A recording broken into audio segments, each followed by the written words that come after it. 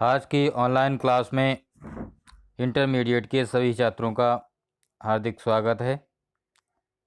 बच्चों, आज हम बात करते हैं गद्य साहित्य के अगले पाठ भाषा और आधुनिकता के बारे में। बड़ा सुंदर पाठ है ये और वर्तमान परिस्थितियों के अनुरूप है। आज हम पाश्चात्य संस्कृति और सभ्यता की अंधी दौड़ में अपनी संस्कृति, अपनी भाषा को भूलते जा रहे हैं और मॉडर्निज्म के नाम पर, आधुनिकता के नाम पर अपनी भाषा को, अपनी संस्कृति को तिरस्कार की दृष्टि से देखते हैं। विद्वान लेखक प्रोफेसर जी सुंदर रेड्डी ने बड़ी सरल और अच्छी शैली में इस बात का निरूपण किया है कि आधुनिकता के साथ साथ भाषा को भी आधुनिक बनाने की आवश्यकता है। शुरू से पढ़ते हैं। किसी भी क्षेत्र में रमणीयता लाने के लिए नित्य नूतनता की आवश्यकता होती है।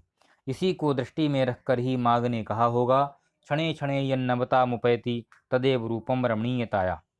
यानी जो वस्तु प्रतिक्षण नया रूप धारण करती है वही रमणीय यानी सुंदर होती है। यानी सुंदर होने के लिए नवीनता का होना आवश्यक है। रमणीयता और नित्य नूतनता अन्योन्याश्रित हैं। रमणीयता के अभाव में कोई भी चीज़ मान्य नहीं होती। नित्य नूतनता किसी भी सर्जक की मौलिक उपलब्धि की प्रामाणिकता सूचित करती है और उसकी अनुपस्थिति में कोई भी चीज़ वस्तुतः जनता व समाज के द्वारा स्वीकार्य नहीं होती। सड़ी गली मान्यताओं से जकड़ा हुआ समाज जैसे आगे बढ़ नहीं पाता, वैसे ही पुरानी रीतियों और शैलियों की परंपरागत लीक पर चलने वाली भाषा भी जन चेतना को गति देने में प्रायः असमर्थ रह जाती है। यानी भाषा का विकास यदि आधुनिक मान्यताओं, आधुनिक आवश्यकताओं के अनुरूप न किया जाए तो भाषा जो है जन चेतना को गति नहीं दे पाती। भाषा समूची युग चेतना की अभिव्यक्ति का एक सहज माध्यम है, सशक्त माध्यम है और ऐसी सशक्तता तभी वह अर्जित कर सकती है जब वह अपने युगानुकूल सही मुहावरों को ग्रहण कर सके। यहाँ पे देखिए क्या है इन्होंने कि भाषा म्यूजियम की वस्तु नहीं है, उसकी स्वतः सिद्ध सहज एक गति है जो सदैव नित्य नूतनता को ग्रहण कर चलने वाली है।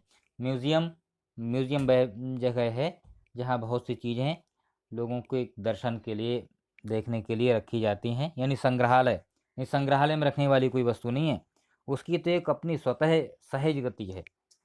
भाषा संस्कृति का एक अटूट अंग है। संस्कृति परंपरा से निश्चित होने पर भी परिवर्तनशीलता और गतिशील है। उसकी गति विज्ञान की प्रगति के साथ जुड़ी जाती है। वैज्ञानिक आविष्कारों के प्रभाव के कारण उद्भूत नई सांस्कृतिक हलचलों को शाब्दिक रूप देने के लिए भाषा के परंपरागत प्रयोग पर्याप्त नहीं हैं। इसके लिए नए प्रयोगों की, नई भाव योजनाओं को व्यक्त करने के लिए नए शब्दों की खोज की महती आवश्यकता है। और ये कहना चाहते हैं कि भाषा में जो शब्द जो आविष्कारों के साथ साथ जैसे प्रयोग हुए हैं वैसे उनका प्रयोग करना चाहिए। जैसे साइकिल शब्द है, साइकिल अंग्रेजी का शब्द है, अब हम वैसे ही उसको बोलते हैं उसी रूप में, उसका हमने अनुवाद करके नहीं अपनी भाषा में प्रयोग किया। अगर अनुवाद कर लें तो भाषा सहज न हो करके हास्यास्पद हो जाएगी। साइकिल को हिंदी में क्या कहते हैं? द्विचक्रिका, दो पहियों वाली। अब किसी के पास जाओगे, भाई हमें अपनी द्विचक्रिका दे दो, तो वो हंसेगा। इसलिए भाषा में मूल रूप, शब्दों के मूल रूप को ही ग्रहण करना चाहिए। अब आगे पढ़ते हैं। भाषा की साधारण इकाई शब्द है और शब्द के अभाव में भाषा का अस्तित्व ही दुरूह है। यदि भाषा में विकसनशीलता शुरू होती है तो शब्दों के स्तर पर ही। दैनिक सामाजिक व्यवहारों में हम कई ऐसे नवीन शब्दों का इस्तेमाल करते हैं जो अंग्रेजी, अरबी, फारसी आदि विदेशी भाषाओं से उधार लिए गए हैं। जो बात अभी हमने की थी वही है। अब आगे बढ़ते हैं और नया पैराग्राफ पढ़ते हैं। विज्ञान की प्रगति के कारण नई चीज़ों का निरंतर आविष्कार होता रहता है। जब कभी नया आविष्कार होता है तो उसे एक नई संज्ञा दे दी जाती है। जिस देश में उसकी सृष्टि होती है वह देश उस आविष्कार के नाम के लिए नया शब्द बनाता है। वही यदि हर देश उस चीज़ के लिए अपना अपना अलग नाम देता रहेगा तो उस चीज़ के लिए को समझने में ही दिक्कत होगी। जैसे रेडियो, टेलीविज़न, स्पुतनिक। रेडियो का आविष्कार हो गया, हर जगह रेडियो को रेडियो ही कहा जाता है। अब रेडियो को अगर अपनी अपनी भाषा में अनुवाद करके कहें लोग तो फिर दिक्कत हो जाएगी। अब देखिए और आगे बढ़ते हैं।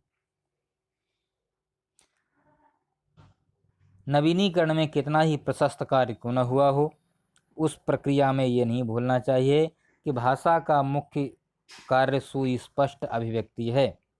यदि सुस्पष्टता एवं निर्दिष्टता से कोई भी भाषा वंचित रहे तो वह भाषा चिरकाल तक जीवित नहीं रह सकेगी। यानी अब मतलब नया उस भाषा को नया रूप तो दो, लेकिन अब ये भी ध्यान रहे कि भाषा का कार्य जो है हमारे हृदय के भावों को अभिव्यक्ति देना है। इसके लिए सरल शब्दों का प्रयोग हो। अब कोई एक वर्ग ऐसा है जो संस्कृतनिष्ठ शब्दों का पक्षपाती है, एक वर्ग ऐसा है जो उर्दू, अरबी, फारसी मिश्र शब्दों का पक्षपाती है। अगर ऐसा कर दिया जाए, दोनों की मान ली जाए, तो भाषा भाषा ना होकर के बनावटी लगेगी। ठीक है, उसका हम आपको सार बता रहे हैं। सबसे लास्ट वाला पैराग्राफ। संक्षेप में, नए शब्द, नए मुहावरे एवं नई रीतियों के प्रयोग से युक्त भाषा को व्यावहारिकता प्रदान करना ही भाषा में आधुनिकता लाना है। यानी भाषा को नई आवश्यकताओं के अनुरूप तैयार करना ही आधुनिकता है। दूसरे शब्दों में, केवल आधुनिक युगीन विचारधाराओं के अनुरूप नए शब्दों के गढ़ने मात्र से ही भाषा का विकास नहीं होता, वरन नए पारिभाषिक शब्दों को एवं नूतन शैली प्रणालियों को व्यवहार में लाना ही भाषा को आधुनिकता प्रदान करना है। क्योंकि व्यावहारिकता ही भाषा का प्राण तत्व है। नए शब्द और नए प्रयोगों का पाठ्य पुस्तकों से लेकर साहित्यिक पुस्तकों तक एवं शिक्षित व्यक्तियों से लेकर अशिक्षित व्यक्तियों तक के सभी कार्यकलापों में प्रयुक्त होना आवश्यक है। इस तरह हम अपनी भाषा को अपने जीवन की सभी आवश्यकताओं के लिए जब प्रयुक्त कर सकेंगे, तब भाषा में अपने आप आधुनिकता आ जाएगी। आज के पाठ में बस इतना ही।